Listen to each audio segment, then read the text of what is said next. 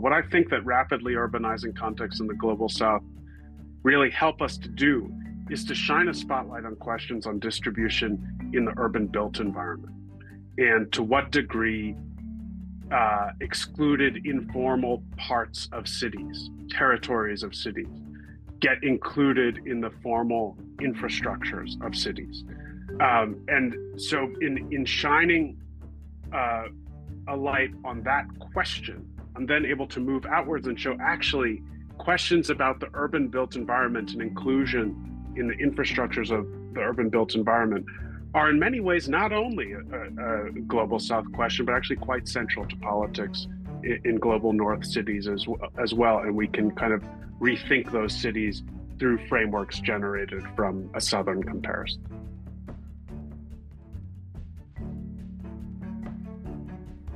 Hi, this is Emily Holloway, and you're listening to UAR Remixed, a podcast by the journal Urban Affairs Review. You just heard from Dr. Ben Bradlow, the author of Urban Power, Democracy and Inequality in São Paulo and Johannesburg, from Princeton University Press. My name is Ben Bradlow. I'm an assistant professor of sociology and international affairs at Princeton University, and I work on issues related to climate change, urbanization, technological change, and democracy around the world. My research has primarily been in Brazil and South Africa, and I think a lot about the role of the global South in world politics and global sociology. Thank you so much for joining us today, Ben. So, your book, Urban Power, explores the management of social inequalities in two megacities of the global South, Johannesburg and Sao Paulo, through the governance of urban infrastructure in the built environment. What made you decide to compare these two cities? My family is in South Africa. I grew up in the US, and my parents are from Johannesburg and moved back there about 20 years ago. And I've been going back to South Africa all of my life. And in 2009, I moved there to start working as a entry-level journalist in the middle of a presidential election campaign. And I proposed a story to my editors at one of the daily newspapers in Johannesburg to follow around the different political parties as they were campaigning on the ground as part of that election. And the three parties that I followed along with took me to different working class urban neighborhoods, some in informal settlements, some in more formal neighborhoods. And this kind of exposed me to the nature of politics in the kinds of places where most people in a city like Johannesburg live. And I eventually started working for an organization that supports social movements in informal settlements across a number of countries in Africa, South Asia, and Latin America. And so when I eventually started my PhD, I wanted to compare Johannesburg with somewhere to try to understand the city that I'd been working in for a long time. That was I had a strong family connection to, and I realized that there's a quite substantial literature comparing Brazil and South Africa. There's not a book that's done this exact comparison at the urban scale before, and I realized there were a lot of similarities both in the transitions to democracy in both countries, the nature of inequality in these two large cities at the moment of transition to democracy, and I was struck by the fact that there were actually very different trajectories in terms of reducing inequalities, particularly in the built environment in these cities after democratization.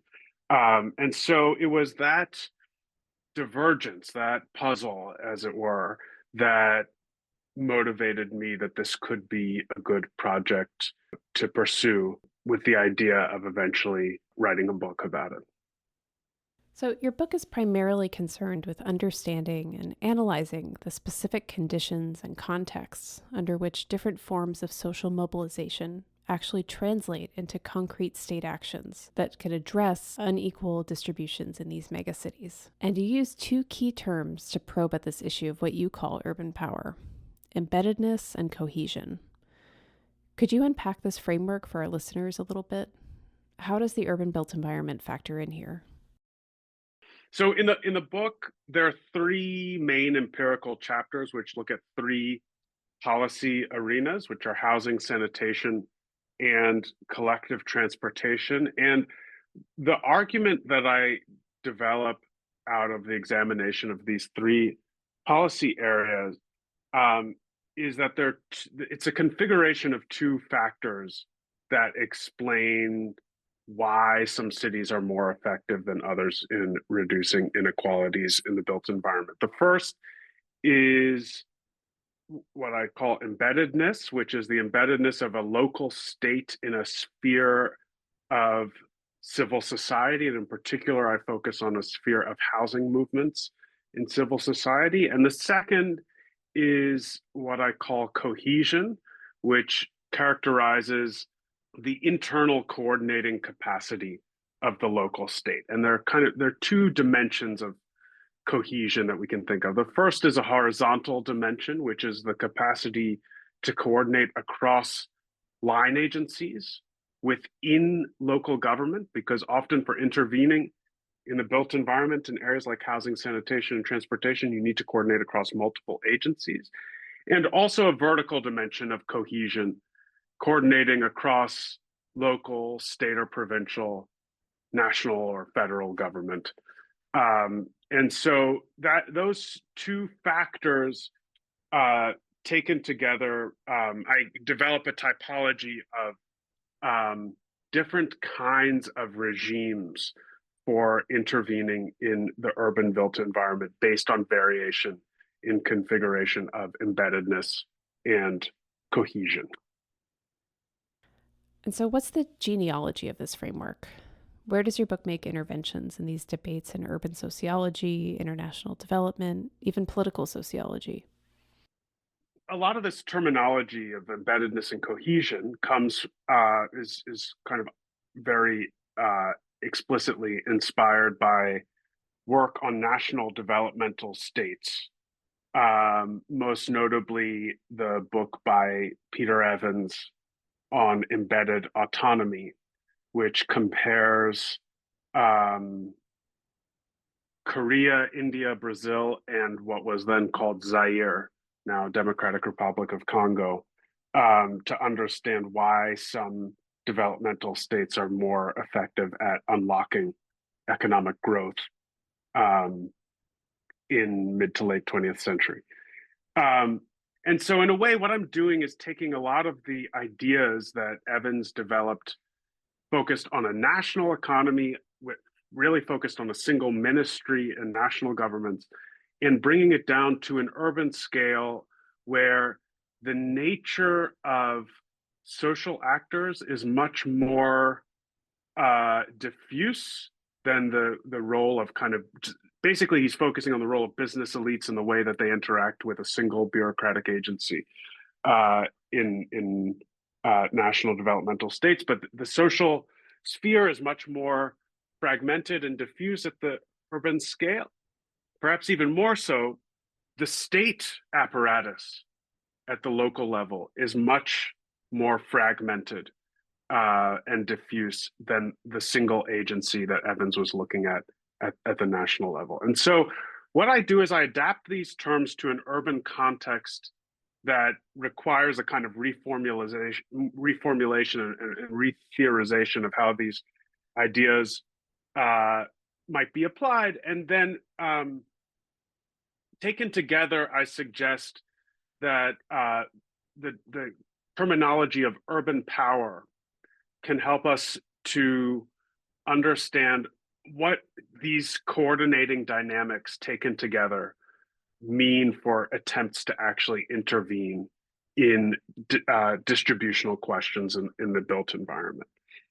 And so what I'm suggesting is that urban power is this internal local state capacity and this capacity to navigate local state and society interactions in order to generate the power to intervene in the built environment, which is actually quite a complex and difficult thing for municipal states all around the world, and in particularly in rapidly urbanizing contexts in the global south. The built environment captures a lot of different things, empirically speaking, housing, green space, industrial facilities, but also some of the less visible or maybe just taken for granted categories like infrastructure, which is where you focus your analysis in these cities. And you classify these as public goods: housing, sanitation, and transportation. And all of the physical units that compose these infrastructures have complex social and political networks that underpin them. But these infrastructures also produce and reproduce these networks. Did you ever consider other categories or types of public goods in this study? Well, when I started the project, I thought I would focus on income and labor. And I realized that the municipal scale would not be a very useful scale in which to analyze that question, because so much of what shapes labor and income policy is happening at larger scales of government. This is about macroeconomic context.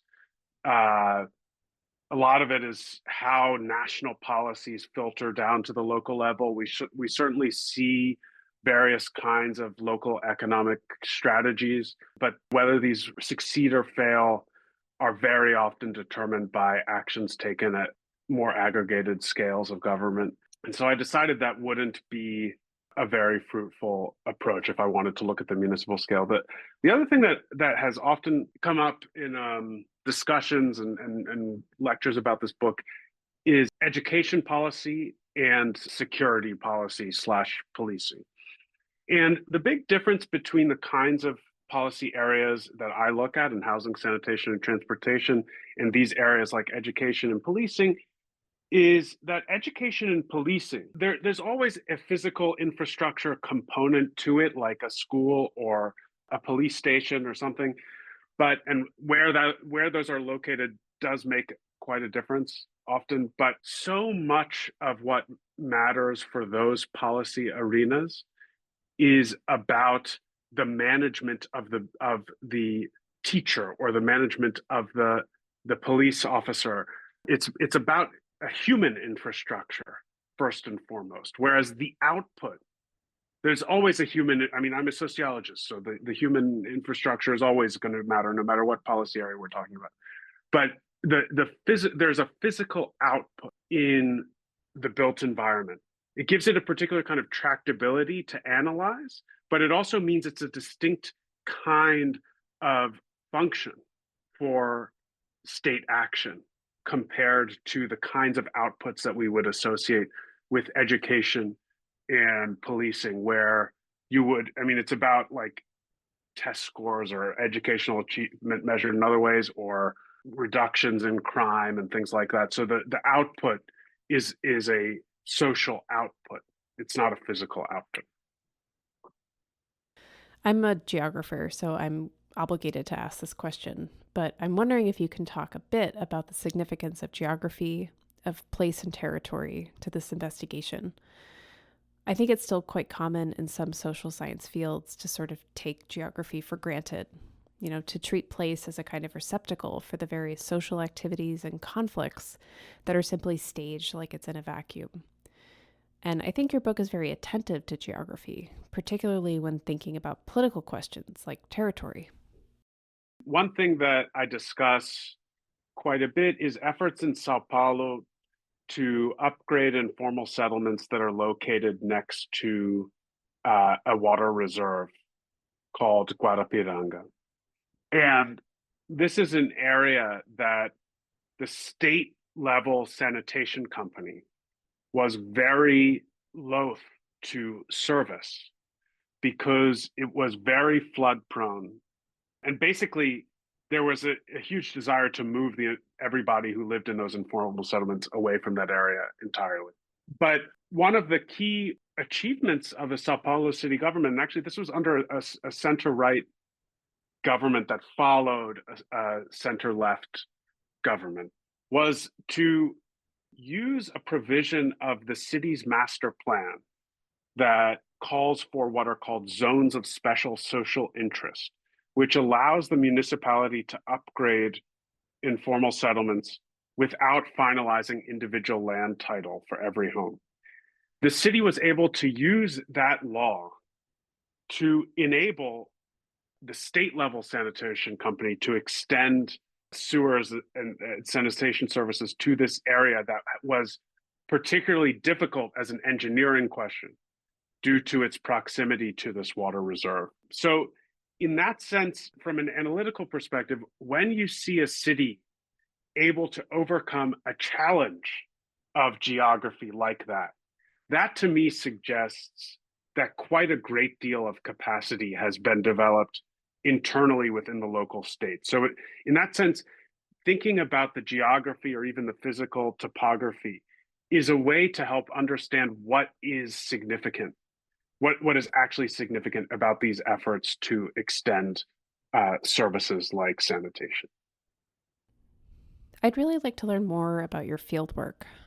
You spent well over a year in these two cities to conduct hundreds of interviews with mid and high level government officials, along with your archival research to reconstruct the history of the recent past and basically trace the emergence and development of these institutional structures, practices, and relationships. And what emerges is this really complex and rich map of the municipal bureaucracy's role in housing, transportation, sanitation. What was that experience like, speaking with so many different government officials? I did a lot of interviews in municipal offices. And I feel like I spent so much time in municipal offices in both Sao Paulo and Johannesburg that there was something very disorienting to me about how so much of what's happening in these drab old buildings is playing out in physical territory. It's almost, if you've ever watched the TV show Severance, it's like you enter the building and you're cut off from the rest of the world, and then suddenly all the consequences reverberate outward. And in a way, what I see this book trying to do is to make sense of that disorientation. That is, how is it that sense of being cut off when you enter the building? How is it that that ends up having such large consequences on these immense cities with millions, even tens of millions of people? And so that's kind of like the sense of awe or wonder that really motivated me during a lot of the research. Just like, when I really needed to keep going in the research, I was like, how can I square that visceral circle that doesn't quite make sense to me? Right. And I think what's also interesting to think about here is that rather than studying these structures from the street, what political scientists and political sociologists might call street level bureaucracy, those actors who are directly interfacing with the public to administer policy, like beat cops, social workers, teachers. But you're speaking with those officials and actors in these remote, as you put it, severance-like offices at a remove from the everyday. I talked with a lot of municipal officials, with municipal politicians, a lot of social movement leaders, with private bus operators, sanitation company officials, real estate developers. So this was a kind of relational approach to qualitative research that is focusing on the relationships between these different spheres of the state, civil society, and market. And in terms of the public sector, I was not talking to that many street level bureaucrats, and in part because that's not where the policy questions were really playing out. And I was curious about what is driving policy change. But then so I was talking to a lot of mid level bureaucrats and then higher level bureaucrats. And actually, it's this mid level that, in a way, I think is kind of like undervalued. in the literature where it's either a focus on elite policy or the street level. And it's this mid-level where a lot of this stuff gets translated. How does a piece of legislation end up being put into actionable bureaucratic directives? The other thing that I found is, and this was particularly important in the case of Sao Paulo, which is the more positive case for this study, is that a lot of the people who ended up in these higher positions had long experiences as street level bureaucrats. And that was actually where they first encountered social movements. So that was the way that movement state interactions got deep into the state, was through these people who had these experiences as street level bureaucrats. So in part, the question of the street level was thematized through this relational qualitative approach rather than kind of initially targeting the street level from the outset. What do you think we can learn from cities in the global south? Not just urban sociologists or even political scientists, but academics coming from other disciplines and fields, even practitioners. Do these policies and strategies travel? So that's a question that I explore quite explicitly in the conclusion of the book.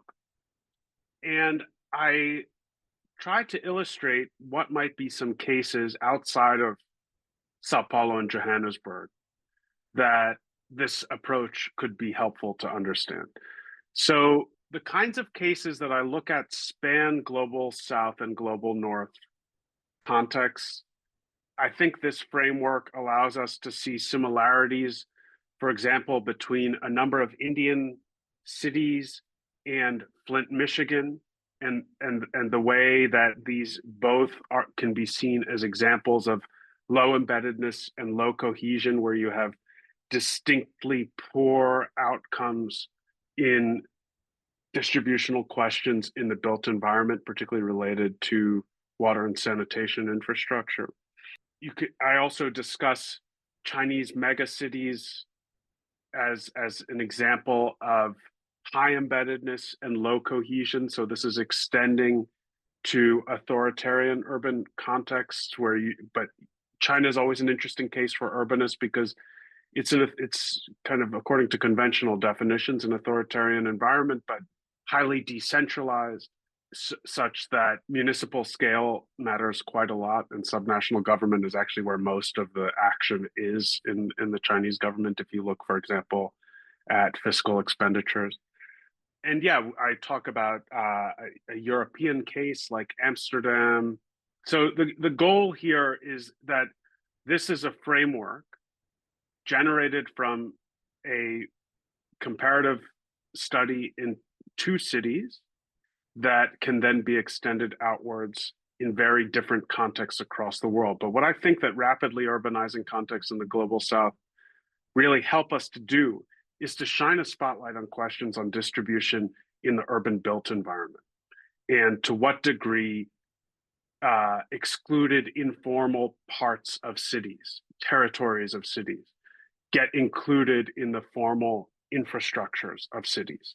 And so in shining a light on that question, I'm then able to move outwards and show actually questions about the urban built environment and inclusion in the infrastructures of the urban built environment are in many ways not only a global South question, but actually quite central to politics in global North cities as well. And we can kind of rethink those cities through frameworks generated from a Southern comparison. There's also a kind of policy dimension to this book.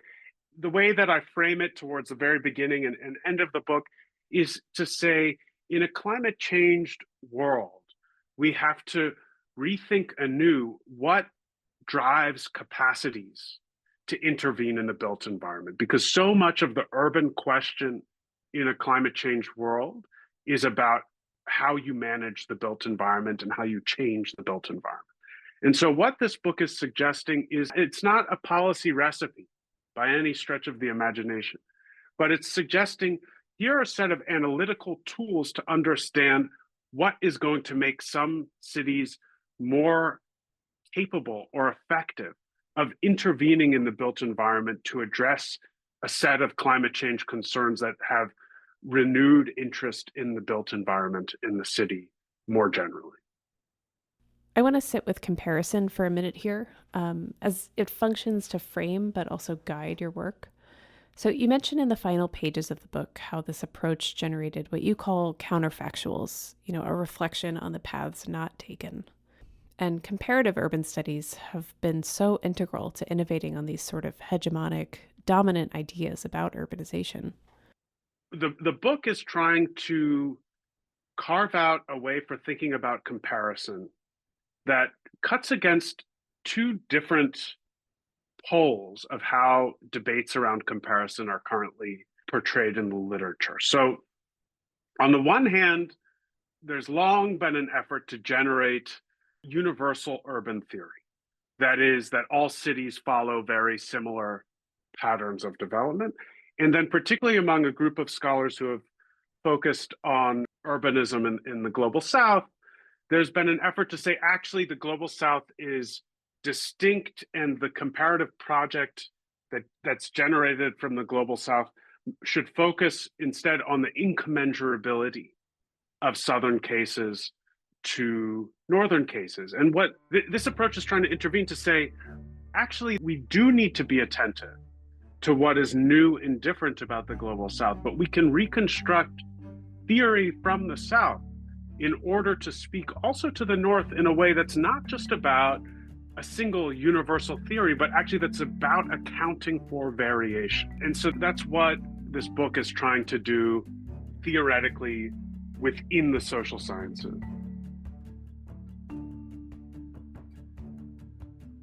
My thanks to Ben Bradlow, author of Urban Power from Princeton University Press. You can find a link to the book in our show notes. You've been listening to UAR Remixed, a podcast by Urban Affairs Review. Special thanks to Drexel University and the editors at UAR. Music is by Blue Dot Sessions. This show was mixed and produced by Aidan McLaughlin and written and produced by me, Emily Holloway. You can find us on Blue Sky at urbanaffairsreview.bluesky.social for updates on the journal and the show. Please rate, review, and subscribe on Apple, Spotify, or wherever you get your podcasts.